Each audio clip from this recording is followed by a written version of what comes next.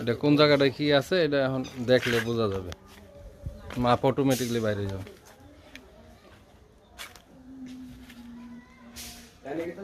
পৌরসভার ইঞ্জিনিয়ার না কিন্তু পৌরসভা আমি একটা কথা বলি, তাই হলো তাহলে আর্কিটেক্ট এটা তো আমার আমি করতে পারবো আর্কিটেক্ট আর যে পৌরসভা তারা ইঞ্জিনিয়ার ঠিক আছে দেখে আমি কে ইঞ্জিনিয়ার এটারা নিয়ে তারা কাছে দিব। এটা আবার তারা থেকে করে নেয় আমার পাঁচতলা কথা না আবার আমরা এরা পড়লাম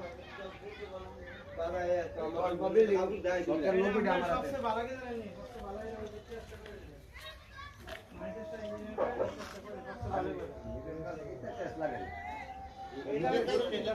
তো আর্কিটেক্ট